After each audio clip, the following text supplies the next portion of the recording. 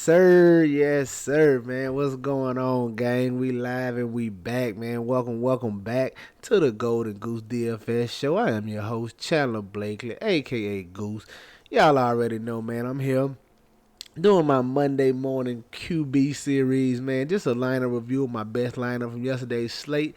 Just getting into our thought process, how the slate went, how we tried to attack it, things of that nature. So we're gonna get right into that for y'all, man. Hit that subscribe button, hit that like button, turn your notification bell on, man. What's going on, man? Drop something in the chat section, in the comment section, man. Let me know where you from, man. Where you checking in from, alright? How y'all do yesterday, man? It was an okay day for me, pretty much doubled my buy-in. Nothing crazy. We had the pieces yesterday, just couldn't quite get them together, man. I was locked in at pretty much every position. Only thing that killed me was the receivers. Receivers and tight ends murdered me yesterday, man. I had the top two quarterbacks in my player pool, but that's not saying much. Everybody should have. It was Josh Allen and Jalen Hurts, so them should have been in everybody's player pool. But the problem is, in my case, like if you chose Hurts like me, which is what a lot of people did, I went Hurts. If you saw my stacks video, I went Hurts trying to fade some of that Josh Allen ownership, but I guess more people did the same because Allen actually came in lower on than Jalen Hurts on yesterday's slate. So, got to definitely pay close attention to that going forward. But yeah, like I said, if you went just Jalen Hurts in your stacks like I did, he didn't do much for you if you for your receivers if you went with the two-player stack because he chose to run two of them in. That's the risk you run with Jalen Hurts. Like I said, if you caught my stacks video, I told you Allen was the safer play.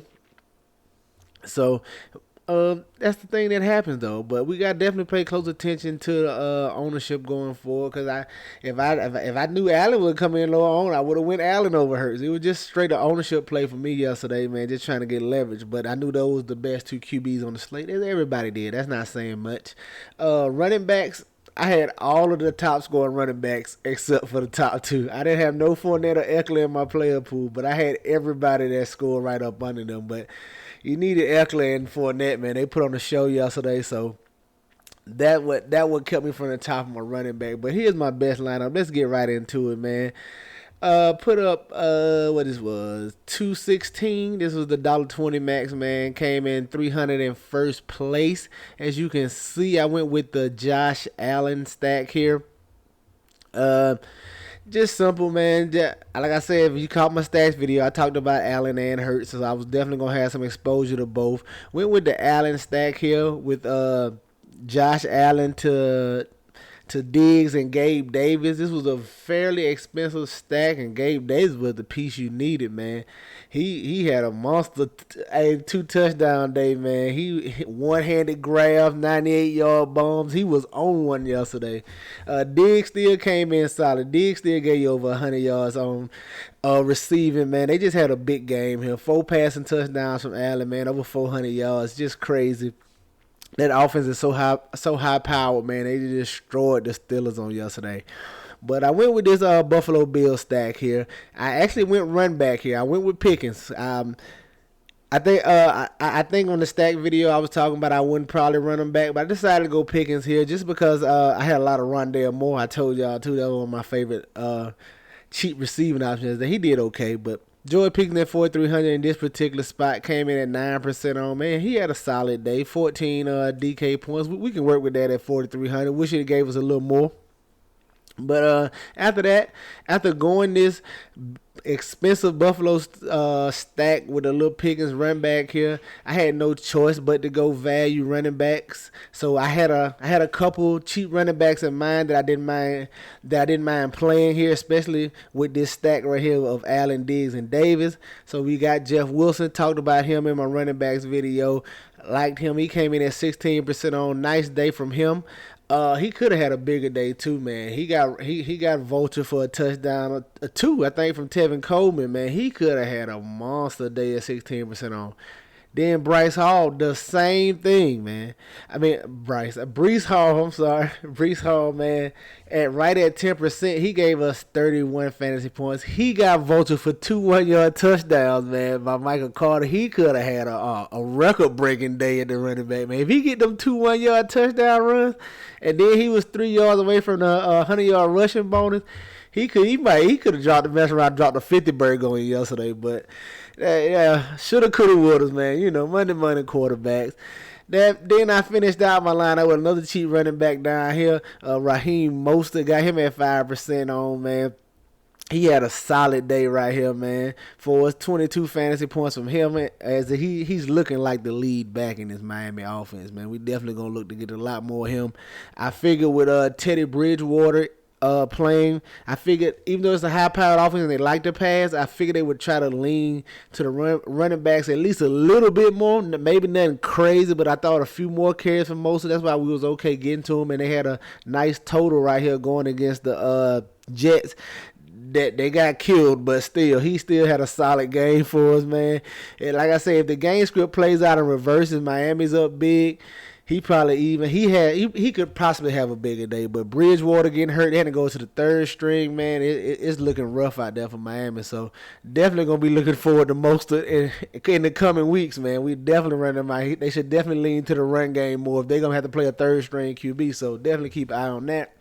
And Gerald Everett, man, that's the story of my tight end yesterday. Had too much Gerald Everett. He absolutely destroyed me, gave me nothing, which sucks because the Chargers gave us 30 points. Y'all know I was with the Herbert stack, but Austin Eckler had a day yesterday, man. 30 points, all Austin Eckler. Nobody else really did nothing. Mike Williams had a nice day out there. He was solid. But it was the Eckler show, man. That's the second week in a row, man. Jesus. But Everett killed me right here. And then around my defense, Cowboys, man. Listen, I nailed all my defenses yesterday. I had 4 defenses in my player pool yesterday. The Cowboys, the Patriots, the 49ers, and the Jaguars. Them the 4 defenses I ran yesterday. Jags killed me in a bunch of spots. But all my other defenses crushed, man. The Cowboys super chalky. But I didn't mind getting to it because I felt like I had a low-owned lineup here. I knew these Brees Hall and Mostert weren't going to be too high on. I thought Allen and Diggs would be a little higher than this, but they came in decent ownership, so we was looking okay right here in this contest. So I didn't care about a chalky Cowboys defense in here. They have a great pass rush. Not a good. My Cowboys have a great pass rush, and I will play their defense any day of the week, especially when you're going to put them at 2,500 on the main slate, man. Whenever a team has a great pass rush, the defenses everything's in play. That's the key to scoring. A great pass rush. I don't care if the secondary the greatest, you know what I mean? I look for that when I'm looking at like a offense who only got 1 or 2 receivers, but when you have a great pass rush, it causes everything.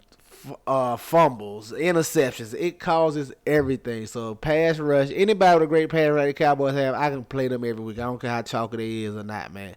Alright, but there's my lineup, man. 216, the Bills stack. Alright, let's look at the winner in this particular contest. Cupina 05, I don't know how to say that, but 248, you see, look at it. Something looks familiar right here, man. We had 4 of the plays, 5 of them with the Cowboy defense. We had 5 of the plays in the winning lineup, man. It's gonna come together. But they did the same thing, Allen. But they skinny stacked it. Allen and Gabe Davis. That was the parent. I don't know how you skinny stack that though. That's tough on Josh Allen. That's tough. That's a nice play though. Anybody that skinny stacked that, I guess you're just doing it to get different because. I tell you, if Josh Allen's crushing, it's gonna be the 2 receivers like it was yesterday. It just so happened Diggs didn't give you enough value for his price, but hey, I don't mind. That's a nice way to get different, that skinny stack. But same thing, they went the same running backs as me, Wilson and Brees Hall. They came with Mike Williams though from that Chargers stack. Like I told you, he had a decent game. Then Marvin Jones for their value receiver, 4,200. Nice day right there. I don't know how Jacksonville lost that game, man. Side note, I thought they were going to win that joint, cuz I don't know how they lost that mug.